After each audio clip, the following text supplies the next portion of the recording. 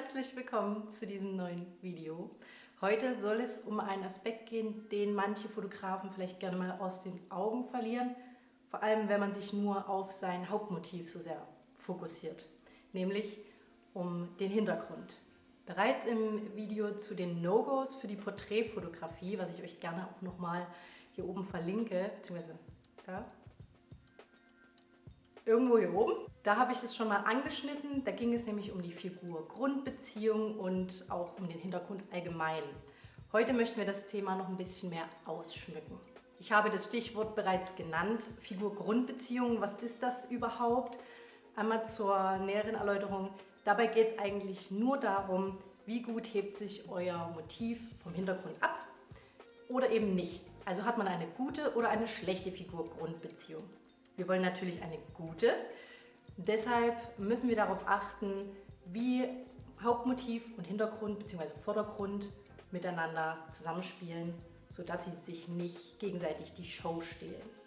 Das wohl naheliegendste und vielleicht auch offensichtlichste Mittel hierfür ist die Schärfe-Unschärfe-Verteilung. Das heißt, den Hintergrund macht ihr besonders unscharf, das Motiv besonders scharf und dadurch hebt es sich eben gut vom Hintergrund ab. So, wie erzeugen wir das? Zum einen könnt ihr sehr offenblendig fotografieren, das heißt, die Blendenzahl macht ihr möglichst klein. Dadurch verschwimmt alles, was ihr nicht fokussiert, viel stärker und euer Hauptmotiv rückt eben mehr in den Vordergrund. Auch hilft es, wenn zwischen Hauptmotiv und dem Hintergrund mehr Abstand ist, denn wenn ihr das Motiv direkt vor einen Busch zum Beispiel stellt oder direkt an die Wand stellt, dann ist der Abstand zu klein, sodass die Unschärfeverteilung nicht groß genug sein könnte. Und eine dritte Möglichkeit ist es, eine längere Brennweite zu verwenden. Ein Nebeneffekt hiervon ist außerdem, dass dann Motiv und Hintergrund optisch näher zueinander rücken. Das muss man jetzt wissen, ob man das möchte, diesen Effekt, aber auf jeden Fall erzeugt eine lange Brennweite auch einen unschärferen Hintergrund.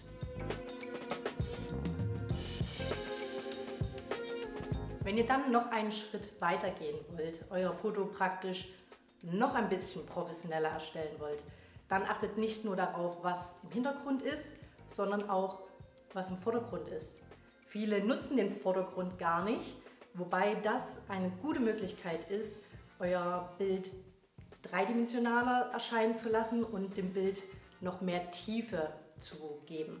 Heißt also, wenn ihr in der Natur seid, könntet ihr euch selber und die Kamera vielleicht leicht versetzt hinter einen Busch stellen, dann euer Motiv und dann eben den restlichen Hintergrund, sodass ihr Unschärfe, Schärfe, Unschärfe habt. Oder was ich auch gern mache, ich nehme kleine Blätter oder kleine Dinge aus der Natur eben, kleine Blüten eignen sich auch sehr gut dafür, halte die ganz, ganz nah an meine Linse. Dadurch wird das alles sehr unscharf. Und auch hier erzeugt ihr eben diese Dreistaffelung von Vordermittel und Hintergrund. Okay, genug von Unschärfe gesprochen. Jetzt gehen wir mal weiter zu den störenden Objekten, die im Hintergrund auftreten können und die auch euer Motiv negativ beeinflussen können. Je nachdem, wo ihr shootet, kann es sein, dass ihr beispielsweise einen Mülleimer im Hintergrund habt oder irgendwelche Kabel, die hinten lang verlaufen, wenn ihr jetzt drin shootet. Solche Sachen könnt ihr selber ganz leicht eliminieren. Wenn ihr aber draußen seid, könnt ihr das meistens nicht. Dann kommen dort noch Faktoren hinzu wie Äste, Straßenschilder, auch hier gerne Mülltonnen. Alle Dinge, die vielleicht nicht sehr ästhetisch sind und die eurem Motiv nicht zugutekommen, die wollt ihr am besten ausradieren. Das geht ganz einfach, wenn ihr ein bisschen mit eurer Perspektive spielt, mit dem Aufnahmewinkel variiert. Probiert da einfach mal ein bisschen aus.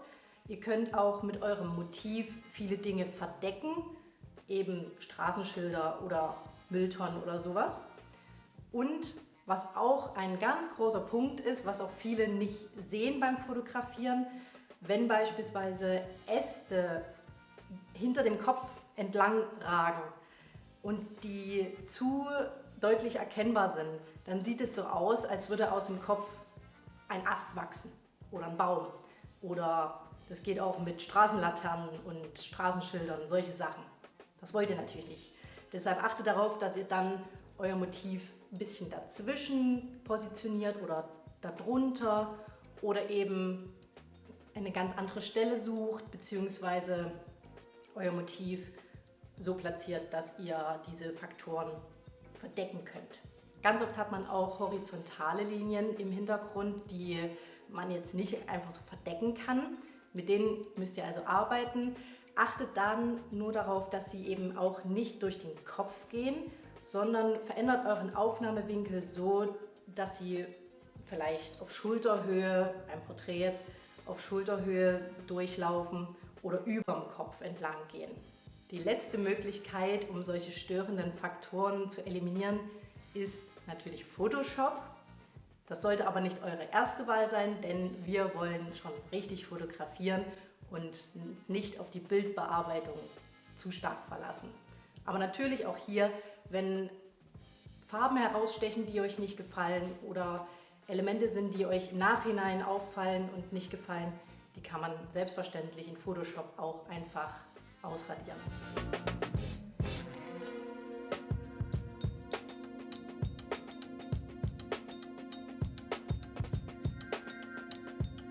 Ich habe gerade schon das Thema Farbe angesprochen. Auch hiermit könnt ihr wunderbar spielen, wenn ihr beispielsweise eine Location habt, mitten im Wald. Alles ist grün, es hat diesen wunderschönen Naturcharakter und dann nutzt ihr mit dem Farbkreis im Hinterkopf die Komplementärfarbe Rot.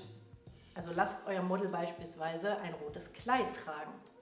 Dann wirken die Bilder viel stimmiger und noch viel interessanter, als wenn das Model eine andere Farbe getragen hätte. Probiert das einfach mal aus. Das ist wirklich krass, was das für einen Unterschied machen kann. Und wenn ihr keine Ahnung habt von Farblehre und dem Farbkreis, ist das auch überhaupt nicht schlimm. Das ist auch nicht kompliziert. Das sieht einmal so aus. Ihr könnt sehen, jede Farbe hat auf der gegenüberliegenden Seite im Farbkreis ihre sogenannte Komplementärfarbe.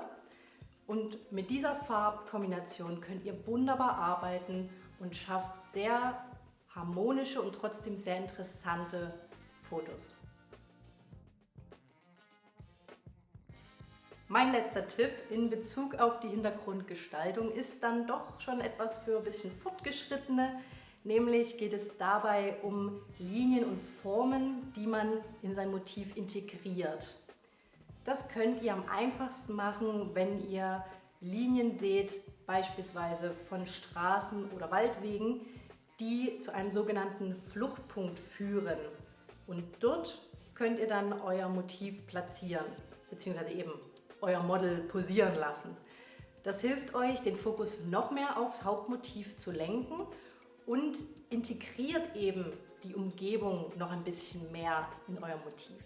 Je nachdem, welche Formen und Linien in eurer Umgebung herrschen, lassen sich natürlich auch die Posen daran anpassen. Also haltet mal Ausschau nach geometrischen Formen.